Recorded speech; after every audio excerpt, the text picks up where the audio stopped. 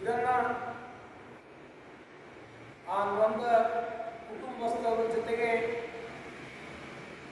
ನಮ್ಮ ಪಕ್ಷ, ಆ ಭಾಗದ ನಮ್ಮ ಪಕ್ಷದ ಶಾಸಕರು, ಸರ್ಕಾರ ಯಾವತ್ತೂ ಇರ್ತದೆ ಅಂತಕ್ಕಂಥ ಮಾತನ್ನು ಹೇಳಿ ಈ ಹೋರಾಟವನ್ನು ಭಾರತೀಯ ಜನತಾ ಪಕ್ಷದ ಮುಖಂಡರುಗಳು ರಾಜಕೀಯಕ್ಕೆ ಬಳಸಿಕೊಂಡು ವಿನಾಕಾರಣ ಅಲ್ಲಿರ್ತಕ್ಕಂಥ ಮುಗ್ಧ ಫಲಾನುಭವಿಗಳಿಗೆ ತಪ್ಪು ಕಲ್ಪನೆಗಳನ್ನು ಕೊಡುವುದರ ಮುಖಾಂತರ ಕಾಂಗ್ರೆಸ್ ಪಕ್ಷದ ಸರ್ಕಾರವನ್ನು, ಅಲ್ಲಿರ್ತಕ್ಕಂಥ ಶಾಸಕರನ್ನು ಟೀಕೆ ಮಾಡ್ತಕ್ಕಂಥ ಕೆಲಸ ಇವತ್ತು ಮಾಡ್ಕೊಂಡು ಬರ್ತಾ ಇದ್ದಾರೆ. ಅದಕ್ಕಾಗಿ ಭಾರತೀಯ ಜನತಾ ಪಕ್ಷದ ಮುಖಂಡರಿಗೂ ಜಿಲ್ಲಾ ಅಧ್ಯಕ್ಷರಿಗೂ ನಾನು ಒಂದು ವಿನಂತಿಯನ್ನು ಮಾಡ್ಕೊಳ್ತಾ ಇದ್ದೀನಿ.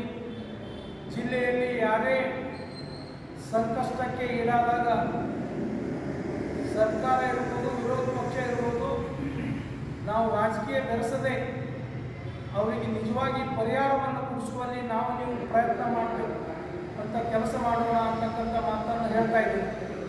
ಇವತ್ತು ಸುಮಾರು 25 ವರ್ಷಗಳ ಹಿಂದೆ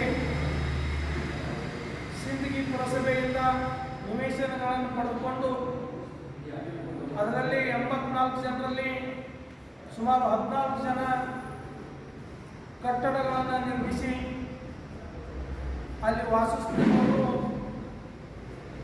ನಿಮ್ಮೆಲ್ಲರಿಗೆ ಗೊತ್ತಿದೆ. ಆದರೆ ಆ ಪುರಸಭೆ ಕೊಟ್ಟಂಥ ನಿವೇಶನದ ಜಾಗ ಸುಮಾರು ದಿನಗಳಿಂದ ವ್ಯಾಜ್ಯದಲ್ಲಿತ್ತು, ನ್ಯಾಯಾಲಯದಲ್ಲಿತ್ತು. ನ್ಯಾಯಾಲಯ ಯಾರು ವೈಯಕ್ತಿಕ ಒಬ್ಬ ವ್ಯಕ್ತಿ ಆ ಜಾಗ ನಂದು ಅಂತೇಳಿ ನ್ಯಾಯಾಲಯಕ್ಕೆ ಹೋಗಿದ್ದು, ಅವನ ಪರವಾಗಿ ತೀರ್ಮಾನವನ್ನು ಕೊಟ್ಟಾಗ ಇವತ್ತು ಅಲ್ಲಿಯ ಸ್ಥಳೀಯ ಸರ್ಕಾರ ಅಥವಾ ಸಂಸ್ಥೆ ಅವರನ್ನು ತೆರವುಗೊಳಿಸಿದ್ದಾರೆ ಹೊರತು ಅಲ್ಲಿರ್ತಕ್ಕಂಥ ಶಾಸಕರಾಗಲಿ, ಸಚಿವರಾಗಲಿ, ಸರ್ಕಾರ ಆಗಲಿ ಇದರಲ್ಲಿ ಏನೂ ಇಲ್ಲ. ಒಂದು ನ್ಯಾಯಾಲಯಕ್ಕೆ ಒಬ್ಬ ವ್ಯಕ್ತಿ ಭೂ ನಂದಿದೆ ಅಂತಕ್ಕಂಥ ಮಾತನ್ನು ಹೇಳಿ ಕೋರ್ಟ್ಗೆ ಸಂಬಂಧಪಟ್ಟಂಥ ದಾಖಲೆಗಳನ್ನು ಸಬ್ಮಿಟ್ ಮಾಡಿ ಹೋದಾಗ ಕೋರ್ಟ್ ಸುಮಾರು ವರ್ಷಗಳ ಕಾಲ ಅದನ್ನು ಪರಿಶೀಲನೆ ಮಾಡಿ ಅವನ ಪರವಾಗಿ ತೀರ್ಮಾನ ಇಟ್ಟು, ಅಷ್ಟೇ ಅಲ್ಲ ಆ ಸ್ಥಳೀಯ ಸಂಘ ಸಂಸ್ಥೆಗೆ ಆ ನಿವೇಶನವನ್ನು ಖಾಲಿ ಮಾಡ್ತಕ್ಕಂಥ ಕೊಡಬೇಕು ಅಂತ ಹೇಳಿ ಆದೇಶ ಮಾಡ್ತಾರೆ. ಅದರ ಪ್ರಕಾರ ಆಗಿದೆ.